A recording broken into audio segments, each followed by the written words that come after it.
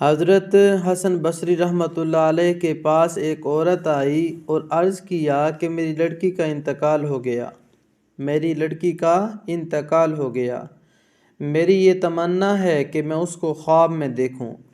حضرت حسن بصری رحمۃ اللہ علیہ نے فرمایا کہ عشاء کی نماز پڑھ کر 4 رکعت نفل نماز پڑھ اور ہر رکعت میں الحمد شریف کے بعد الہاکم التکاثر پڑھ اور اس کے بعد لیٹ جا اور سونے تک نبی کریم صلی اللہ علیہ وآلہ وسلم پر درود پڑھتی رہے۔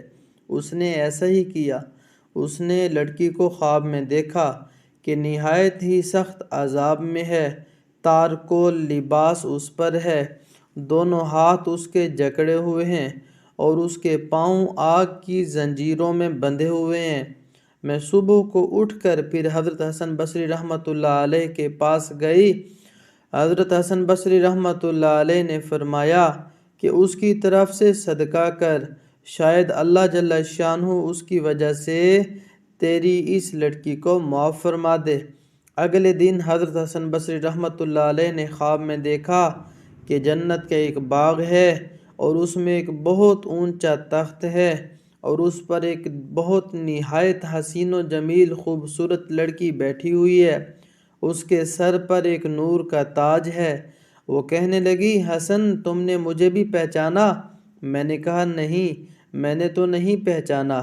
کہنے لگی، میں وہی لڑکی ہوں جس کی ماں کو تم نے درود شریف پڑھنے کا حکم دیا تھا، یعنی عشاء کے بعد سونے تک۔ حضرت حسن بصری رحمۃ اللہ علیہ نے فرمایا کہ تیری ماں نے تو تیرا حال اس کے برعکس بتایا تھا جو میں دیکھ رہا ہوں۔ اس نے کہا کہ میری حالت وہی تھی جو ماں نے بیان کی تھی۔ میں نے پوچھا پھر یہ مرتبہ کیسے حاصل ہو گیا؟ اس نے کہا کہ ہم 70,000 آدمی اسی عذاب میں مبتلا تھے جو میری ماں نے آپ سے بیان کیا۔ صلحاء میں سے ایک بزرگ کا گزر ہمارے قبرستان پر ہوا۔ انہوں نے ایک دفعہ درود شریف پڑھ کر اس کا ثواب ہم سب کو پہنچا دیا۔ ان کا درود اللہ تعالیٰ کے یہاں ایسا قبول ہوا، ایسا قبول ہوا، ایسا قبول ہوا کہ اس کی برکت سے ہم سب اس عذاب سے آزاد کر دیے گئے اور ان بزرگ کی برکت سے یہ رتبہ نصیب ہوا۔ ایک دوسرا قصہ ہے کہ ایک عورت تھی، اس کا لڑکا بہت ہی گناہ گار تھا۔ اس کی ماں اس کو بار بار نصیحت کرتی مگر وہ بالکل نہیں مانتا تھا۔ اسی حال میں وہ مر گیا۔ اس کی ماں کو بہت ہی رنج ہوا، اتنا رنج تھا کہ وہ بغیر توبہ کے مر گیا۔ اس کو بڑی تمنا تھی کہ کسی طرح اس کو خواب میں دیکھے۔ اس کو خواب میں دیکھا تو وہ عذاب میں مبتلا تھا۔ اس کی وجہ سے اس کی ماں کو اور بھی زیادہ صدمہ ہوا۔ ایک زمانے کے بعد اس نے دوبارہ خواب میں دیکھا تو بہت اچھی حالت میں دیکھا، نہایت خوش و خرم دیکھا۔ ماں نے پوچھا کہ یہ کیا ہو گیا؟ اس نے کہا کہ ایک بہت بڑا گناہ گار شخص اس قبرستان پر کو گزرا۔ قبروں کو دیکھ کر اس کو کچھ عبرت ہوئی۔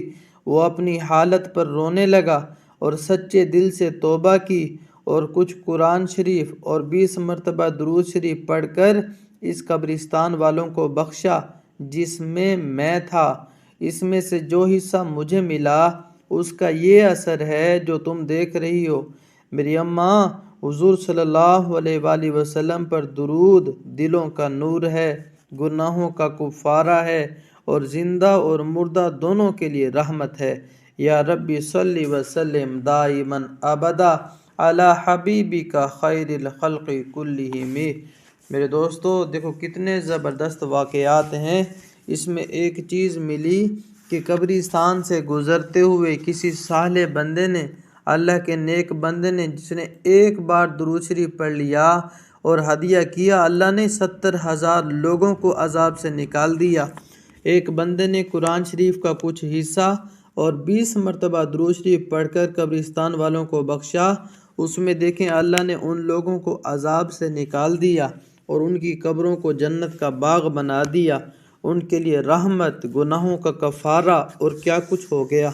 تو آج سے معمول بنائیں زندگی کے اس سفر میں جہاں کہیں قبرستان نظر آئے تو کچھ نہ کچھ درود پاک، کچھ نہ کچھ کلمہ، کچھ نہ کچھ قرآن پاک کا حصہ پڑھ کے ان کو ہدیہ کر دیا کریں۔ یہ ہمارے لیے بھی آخرت میں بہت بڑا ذخیرہ ہوگا۔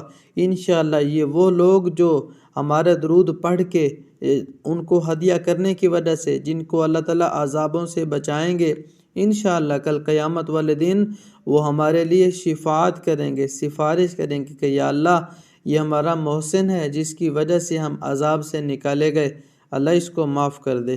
اللہ ہمیں عمل کی توفیق عطا فرمائے۔